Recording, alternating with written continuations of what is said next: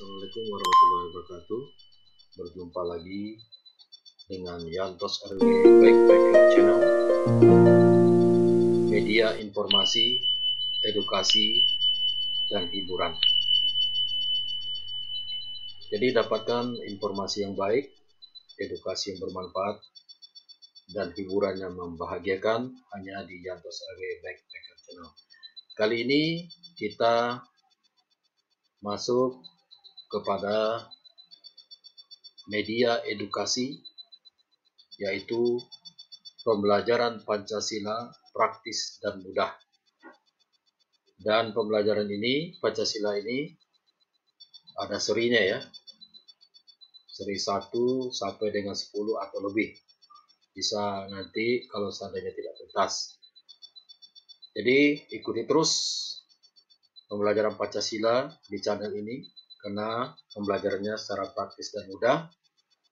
Dan ikuti terus mulai dari seri pertama sampai terakhir hanya di Yantos RW Backpacker Channel. Lebih dahulu jangan lupa untuk memberikan supportnya dengan menekan tombol subscribe, like, and comment di channel Yantos RW Backpacker Channel YouTuber milenial. Baik, pembelajaran Pancasila di channel ini ingin kita jadikan sebagai edukasi yang bermanfaat. Oleh karena itu, saya berharap semua yang menyaksikan video ini, yang mengikuti pembelajaran Pancasila ini, karena ini pembelajarannya adalah praktis dan mudah, saya berharap untuk aktif, ya, di samping memberikan subscribe-nya, juga memberikan komen-komennya. Nah, komen di sini kita gunakan sebagai ajang diskusi aktif ya. Jadi semua yang menonton ini, baik mahasiswa, pelajar, atau murid sekalian ya, bisa memberikan komen-komennya di channel ini, ya, memberikan pertanyaan-pertanyaan, menjawab juga pertanyaan kalau ada nanti yang komen bertanya, dan itu akan menjadi input yang baik untuk bisa saya lihat, saya nilai ya, komen-komen mana, pertanyaan-pertanyaan mana yang bagus, sehingga bisa kita diskusikan, sehingga channel dan komen yang ada di channel ini tidak pasif ya, harus menjadi channel yang aktif berdiskusi mengenai pembelajaran Pancasila secara praktis dan mudah. Oke, selamat mengikuti, mudah-mudahan bermanfaat bagi kita semua. Ikuti terus serinya, ikuti sampai habis, karena di tengah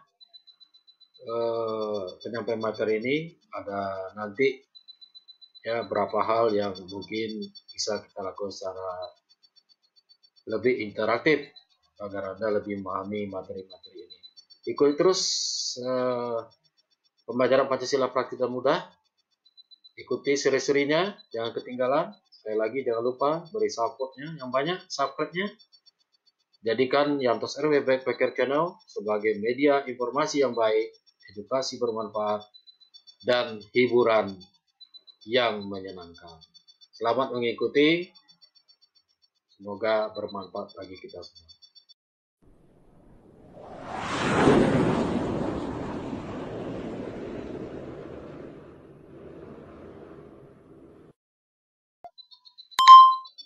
Baik, kita lanjutkan seri pembelajaran Pancasila secara praktis dan mudah. Kali ini kita mengangkat topik mengenai Pancasila dalam kajian sejarah ya. Jadi ada sejak Kerajaan Nusantara, di mana nilai-nilai Pancasila, nilai-nilai luhur Pancasila sudah ada sejak zaman Kerajaan Nusantara ada di negara kita. Kemudian era prakemerdekaan, bagaimana lahirnya Pancasila. Kemudian ada pada masa kemerdekaan ya, pemahaman proses terbentuknya Pancasila ya, menjadi 5 sila. Kemudian era Orde Lama, bagaimana dinamika aplikasi Pancasila pada masa Orde Lama, juga pada masa Orde Baru, pada masa reformasi ya. Kemudian juga kita akan melakukan konklusi ya, simpulan dalam kajian sejarah Pancasila ini, makna kajian sejarahnya, pemahaman arti penting Pancasila dan sudut pandang sejarah, kemudian kesadaran dan soliditas mengamalkan Pancasila. Baik. Nah, pada masa-masa kerajaan ini ya, sebenarnya nama Pancasila ini sudah muncul ya, yaitu Pancasila Karma ya, Pancasila Karma ya, disebutkan Pancasila Karma sudah ada dalam pada masa-masa kerajaan nilai-nilai Pancasila itu, di mana itu adalah pelajaran tentang perintah tentang memperhatikan kesusilaan yang 5. Nah, itu bisa kita artikan setelah adanya muncul nilai-nilai Pancasila dan munculnya nama Pancasila. Selain itu, dalam kitab-kitab yang ada dalam kitab Sutasoma sudah ada juga semboyan Bhinneka Tunggal Ikatan atau Hana Dharma Manggua. Ya, artinya bahwa kita melihat di sini cikal bakal Bhinneka Tunggal Ika yang menjadi semboyan negara kita itu, yang isinya juga mengandung nilai Pancasila itu sudah ada. Nah, lebih detail lagi kita lihat pada masa-masa kerajaan Nusantara itu nilai-nilai luhur Pancasila itu sudah ada. Kita bisa melihat ya, pada masa kerajaan Nusantara itu sudah ada nilai-nilai persatuan, di mana adanya persatuan antara umat beragama yang berbeda, hidupnya dua agama besar ya pada masa kerajaan secara damai dan baik. Kemudian ada juga nilai sosial politik ya, misalnya pada masa kerajaan Kutai. Kemudian ada lagi nilai persatuan pada kerajaan Sriwijaya, keadilan sosial pada kerajaan Kutai, sistem pemerintahan yang sesuai dengan Pancasila. Nah, pada masa kerajaan nilai-nilai Pancasila sudah ada dan terbukti juga bahwa nilai ketuhanan itu dengan adanya berapa kerajaan yang menjadi pusat agama ya, pusat pelajaran agama, institut agama ya. Nah, kemudian nilai kemanusiaan dengan sikap masyarakat yang bisa menerima budaya asing. Jadi artinya sudah sejak zaman kerajaan kita sudah bersahabat, ramah ya, menerima bangsa atau orang-orang asing untuk bersama-sama berdagang dan sebagainya. Nah, nilai persatuan juga dengan tersebarnya wilayah kerajaan, nilai kerakyatan dengan kehidupan masyarakat yang makmur ya, itu membuktikan bahwa nilai-nilai Pancasila sudah ada sejak zaman kerajaan. Nah, Pancasila dari bahasa Sanskerta diambil dari kitab negara Kertagama yaitu Pancasila. Nah, sudah ada 5 sendi atau dasar yang dalam kitab itu sudah ada. Jadi cikal bakal kata Pancasila dan Pancasila sudah ada di dalam kitab-kitab yang dibuat oleh Empu pada zaman dulu ya, termasuk dalam buku Sutasoma ya pada masa Majapahit adanya Pancasila Krama ya, kemudian pada kerajaan Sriwijaya ada istilah yang disebut marfuat Sriwijaya Siddayata Subiksa ya, itu negara yang adil dan makmur. Nah, pada masa kerajaan Kutai, Sriwijaya, Majapahit ya, walaupun nama Pancasila itu secara lahir belum ada, namun amalan yang sesuai dengan Pancasila itu telah ada di masa kerajaan-kerajaan tersebut ya. Nah,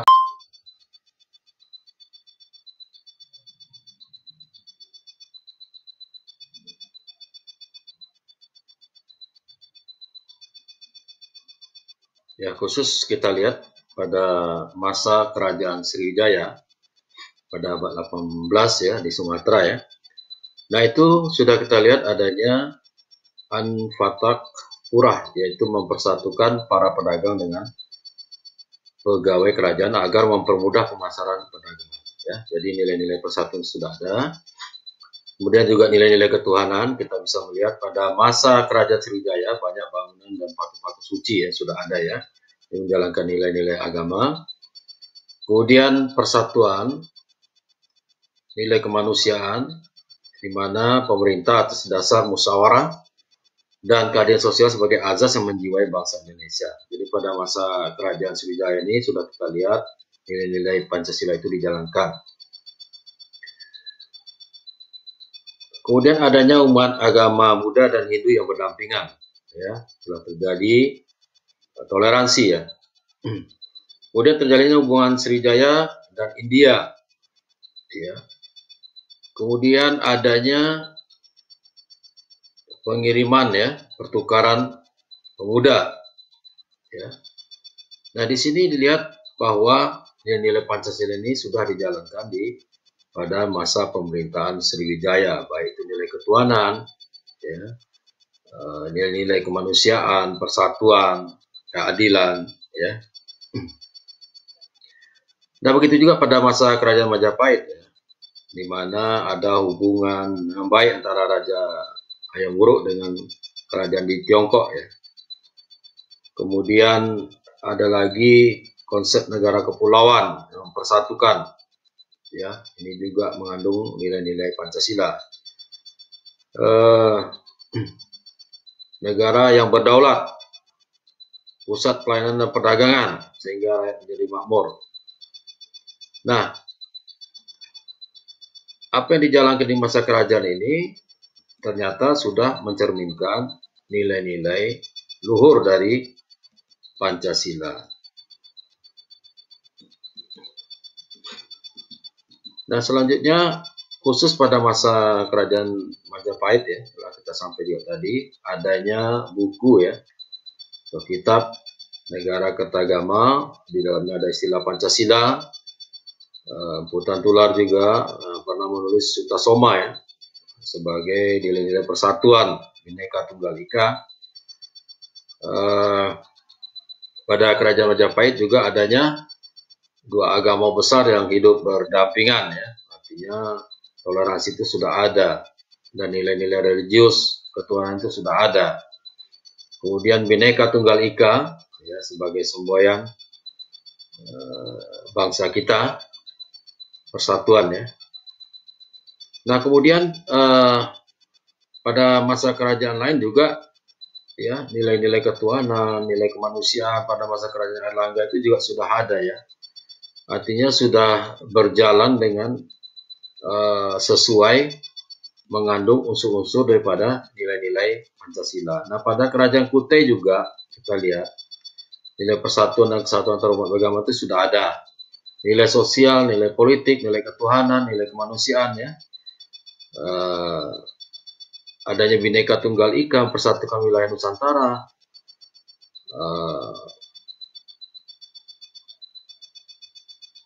Nilai-nilai ketuhanan, ya, di mana kerajaan sangat menghormati para Brahmana, ya. Ini tandai dengan adanya prasasti, ya, prasasti 7 Yupa, ya, sebagai penghormatan dari para Brahmana terhadap kerajaan yang telah memperhatikan kaum Brahmana. Dan juga pada kerajaan Airlangga itu sudah ada hubungan perdagangan, artinya telah membuka diri dengan bangsa-bangsa lain.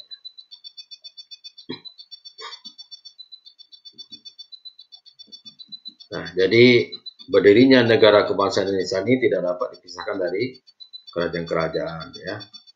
Dan nilai-nilai Pancasila sudah ada pada masa kerajaan-kerajaan tersebut. Oke, ya, kita sudah persingkat tadi mengenai. Jadi pada masa kerajaan Kutai kita bisa lihat nilai-nilai Pancasila yang sudah ada, yaitu nilai ketuhanan, di mana sudah religius yang memeluk agama Hindu. Ada nilai kerakyatan, rakyat Kutai itu hidup sejahtera dan makmur. Kemudian ada nilai-nilai persatuan juga, di mana wilayahnya mempersatukan hampir seluruh kawasan di Kalimantan Timur. Nah, pada masa kerajaan Majapahit itu juga kita lihat sudah mempunyai penasehat-penasehat yang dimana tujuannya adalah untuk musyawarah mufakat dalam sistem pemerintahan kerajaan Majapahit. Ini juga kita masuk ke dalam kategori nilai-nilai Pancasila, yaitu sila keempat. Kemudian juga di kerajaan Sriwijaya, ya itu banyak sekali ya peninggalan-peninggalan prasasti yang menunjukkan bahwa Sriwijaya itu sudah menjalankan nilai-nilai ketuhanan. Nah, jadi apa yang bisa kita simpulkan dari kerajaan Sriwijaya menjalankan nilai Pancasila tadi? Yaitu nilai sila pertama terwujud dengan adanya agama Buddha dan Hindu hidup berdampingan secara damai. Ya. Dan ada juga pusat kegiatan pembinaan agama Buddha di kerajaan Sriwijaya. Kemudian nilai sila kedua itu bisa dilihat terjalinnya hubungan antara Sriwijaya dengan India. Pada nilai sila ketiga, Sriwijaya sebagai negara maritim telah menerapkan konsep wawasan Nusantara ya sebagai negara kepulauan. Nah, nilai sila keempat, di mana kerajaan Sriwijaya telah memiliki kedaulatan yang luas, meliputi Siam dan Semenanjung Melayu. Selanjutnya nilai sila kelima, kerajaan Sriwijaya menjadi pusat pelayanan dan perdagangan sehingga kehidupan rakyatnya sangat makmur. Nah, pada kerajaan Mataram kuno di Jawa Tengah ya kita lihat juga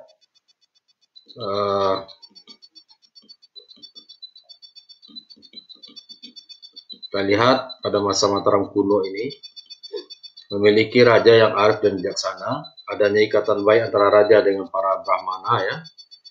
Wilayahnya sangat subur, toleransi antara pemeluk agama Hindu dan Buddha, menjalin hubungan baik dengan kerajaan sekitar.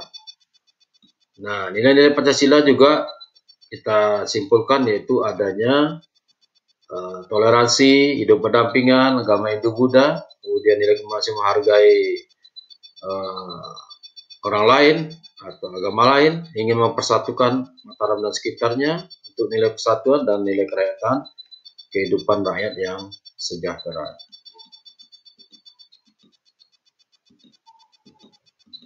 Nah, kita lihat lagi.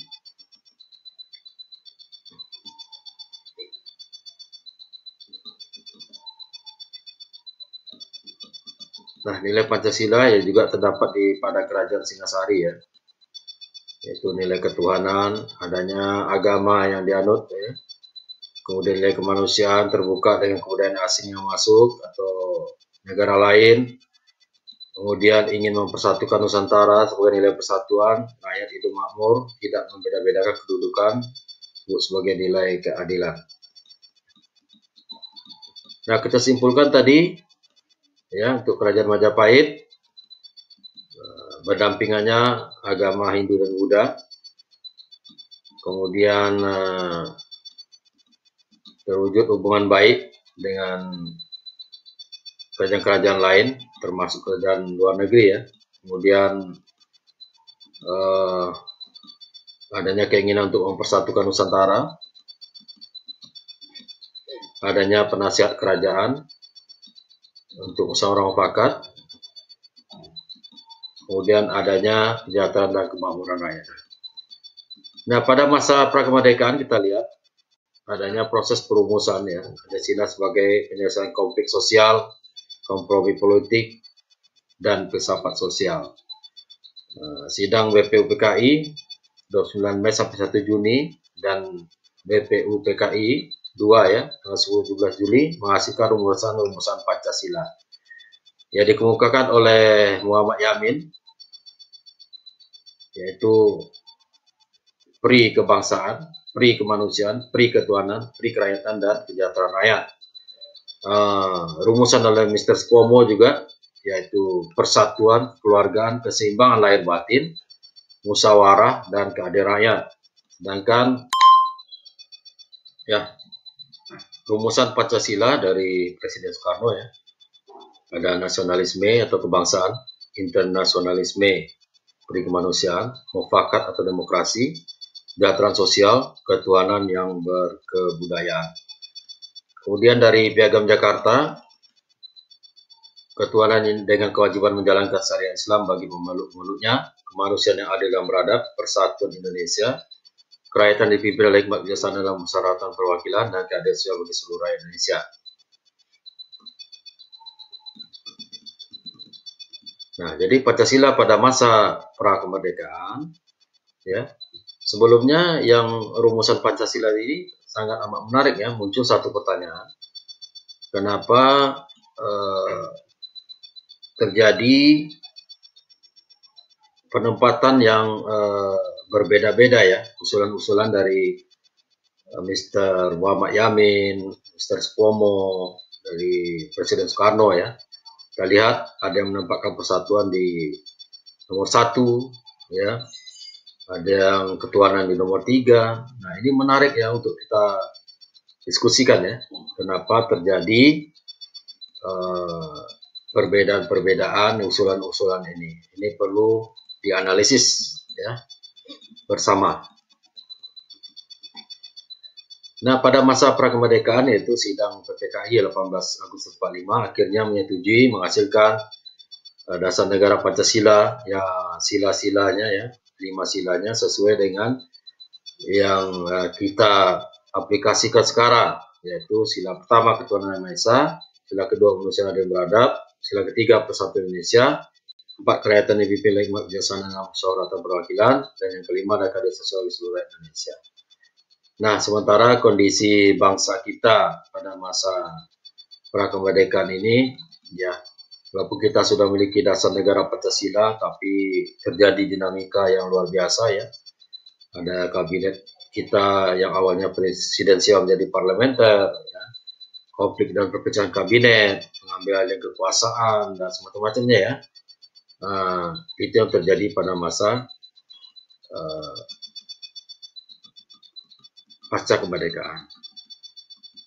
Pada masa kemerdekaan. Nah, selanjutnya Pancasila pada masa pasca kemerdekaan. Ya. Kita lihat lagi ada periode yang kita melaksanakan sistem pemerintahan liberal ya. Nah, ini ada kita sudah memiliki Pancasila. Ada lagi Undang-Undang Dasar sementara 50, pemerintah parlementer ya. Ini dinamika yang terjadi ya pasca kemerdekaan. Ya, kita lihat periodenya. Macam-macam terjadi pada bangsa kita, ada yang ingin membentuk negara federasi dan sebagainya. Ini cobaan bagi Pancasila di masa pasca kemerdekaan. Ada lagi kita melaksanakan demokrasi terpimpin, ya. Kemudian pada masa Orde Baru, ya, mengembalikan Pancasila sesuai pembukaan Undang-Undang 45, ya. Karena dinamika yang terjadi tadi pada masa Orde Lama dan sebagainya, maka Orde Baru. Tapi juga pelaksanaan Pancasila diikuti oleh berbagai macam pembatasan, ya. Ada ideologi yang bersifat kaku, dan juga ini menjadi plus minusnya dalam pelaksanaan aplikasi Pancasila ya, dimaknai secara tunggal dan sebagainya. Karena seharusnya Pancasila itu dijalankan berdasarkan kesadaran ya, tidak bisa didoktrin atau dipaksakan.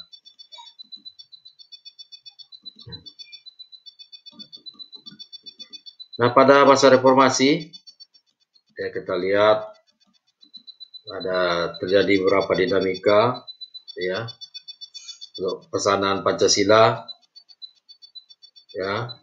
Pancasila sebagai konsepsi politik ideologi negara yang berlaku di ruang publik, domain publik. Jadi Pancasila ingin diaplikasikan di dalam kehidupan bermasyarakat, berbangsa, dan bernegara. Jadi kesepakatan yang ada pada masa reformasi tetap menjadikan Pancasila sebagai dasar kehidupan kebangsaan dan kenegaraan, tidak menjadikan Pancasila sebagai doktrin yang menolak ideologi lain ya. Kemudian Anda telah mengikuti pembelajaran Pancasila praktis dan mudah di Yantos RW Backpacker Channel, media edukasi yang bermanfaat. Ya, walaupun belum tuntas ya, karena saya membatasi durasi untuk pertemuan ini untuk mempermudah juga bagi yang menonton channel ini supaya durasi tidak terlalu panjang. Tapi kita lanjutkan ke seri yang berikutnya. Ya, bagi yang tidak tuntas menyimak tadi, ya silakan disimak lagi. Silakan Anda aktif di komennya, berdiskusi ya. Boleh menanyakan tentang materi tadi. Ya tidak hanya kepada saya dimasukkan pertanyaan itu ya, boleh kepada teman-temannya. Dan silakan bagi yang ingin menjawab, dan ini adalah menjadi ajang diskusi dan ajang penilaian bagi saya mengikuti pembelajaran ini. Jadi semoga pertemuan ini bermanfaat. Silakan mengikuti seri berikutnya. Ya, sekali lagi mohon maaf karena durasi memang saya batasi demi efisiensi juga untuk bagi semua yang mengikuti pembelajaran ini. Sekali lagi jangan lupa tetap kunjungi yang Tos RW Backpacker Channel, YouTuber milenial, sebagai media informasi yang benar, edukasi yang bermanfaat, dan hiburan yang menyenangkan. Sekali lagi silakan di subscribe, like and comment, dan jangan lupa di share. Apabila Anda men-share ilmu ini, selain Anda mendapatkan ilmu, Anda juga mendapatkan amal. Silakan di share, diperbanyak ya. Minta teman-temannya untuk subscribe channel ini. Sampai jumpa lagi di seri berikutnya. Semoga ilmu yang saya sampaikan tadi bermanfaat dan bisa ditambah di seri berikutnya. Sampai jumpa lagi. Tetap semangat belajar Pancasila dengan saya, karena belajarnya praktis dan mudah, berbeda dengan yang lain. Terima kasih. Assalamualaikum warahmatullahi wabarakatuh. Sampai jumpa.